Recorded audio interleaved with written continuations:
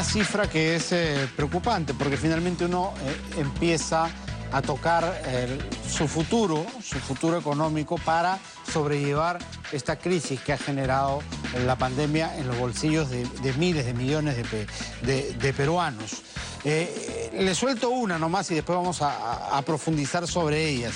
El 57% de la población adulta del país está viviendo ya no de su sueldo, sino de lo que ha podido retirar de su AFP, de lo que ha sacado de su CTS, de los pocos ahorros que podía haber juntado previo a la pandemia y también, y esto es muy importante, generando deuda, es decir, pagando sus gastos corrientes del día a día, del mes a mes, con tarjetas de crédito y demás que después va a tener que en algún momento devolver. Esa es la situación del 57% de los adultos. Es verdaderamente preocupante. Eso quiere decir que hay el 57% de gente que ya no tiene o los mismos ingresos o los ha perdido en su totalidad. Vamos a hablar de este tema con César Fuentes, que es director de la Maestría de Gestión Pública de ESAN, que ya está con nosotros a través de la línea telefónica. ¿Cómo estás, César? ¿Qué tal? Muy buenas tardes, bienvenido como siempre a En Contacto. Muchas gracias. Bueno, las cifras son preocupantes, ¿no? Prácticamente el 60% está viviendo ya no solamente o ya no de su sueldo, sino de otras fuentes de ingreso que además o lo van a dejar muy mal parado para el futuro.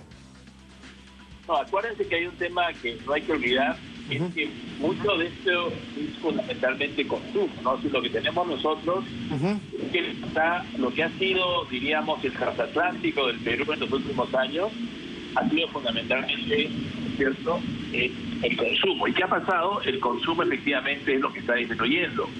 Y el impacto no solamente lo vamos a tener este año 2020. Si la persona está tomando mucha deuda o está utilizando sus ahorros, el efecto en el año 2021 lógicamente va a ser complicado, ¿no? Entonces yo creo que mucho se ha hablado de empresas, mucho se ha hablado de MIPES, de programa reactiva, y creo que es el momento justo de hacerlo, pero también tenemos que ver una mirada fundamentalmente a las familias peruanas, ¿no? Y creo que justamente esta encuesta nos revela que realmente el consumo, que ha sido el motor y que ha sostenido la economía en los últimos 4 años, realmente va a tener un serio problema en el año 2021.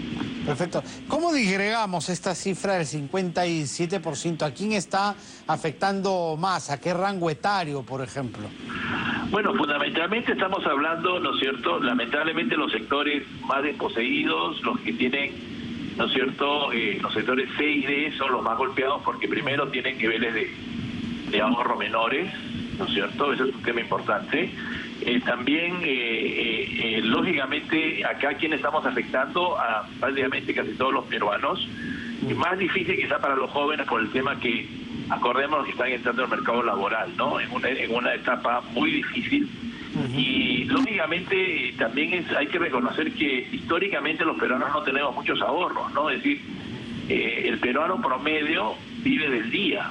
Por eso cuando uno ve estas crisis no hay a dónde voltear, porque los niveles de ahorro son pequeños y en buena hora, ¿no es cierto?, ha tenido esto de la AFP y eventualmente algunas ayudas del Estado. Pero creo que debe ser una política muy agresiva del gobierno, revisar fundamentalmente el consumo, ¿no? Si lo que estamos viendo es realmente que, por ejemplo, que solamente haya habido un bono y recién va a haber otro ahora en octubre, el bono universal realmente dice bastante de que esta política está fallando por España, ¿no? A diferencia de otros países como Chile y Argentina, que han dado bonos mayores y con mayor frecuencia.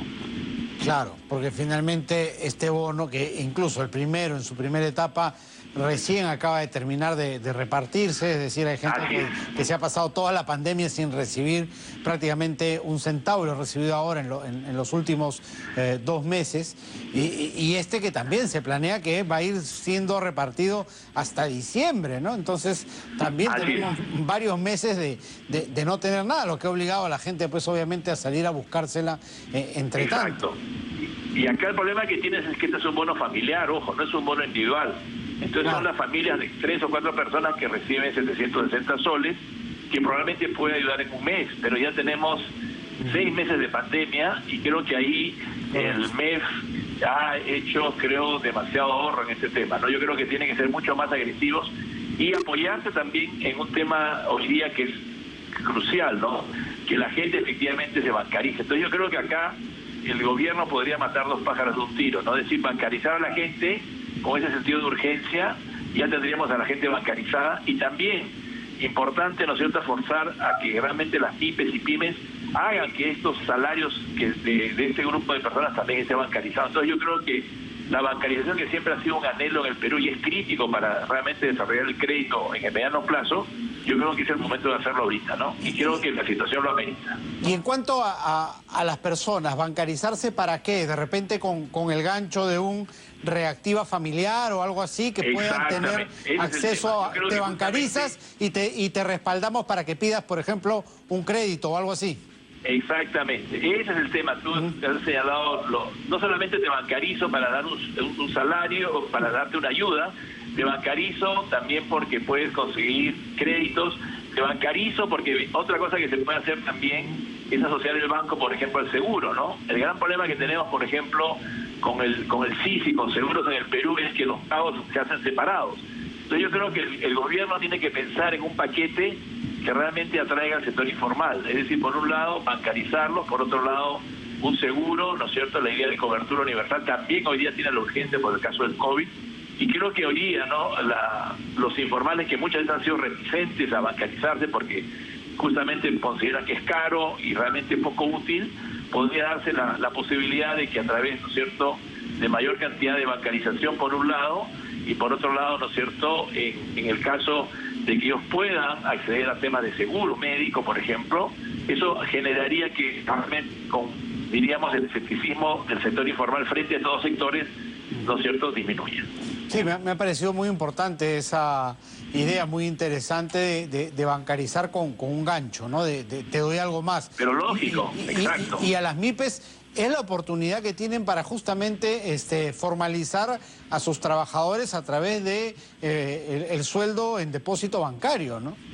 Exactamente. Si hubiera exigido desde el principio, problema, porque ya ¿no? se han entregado un montón de préstamos sin ninguna condición.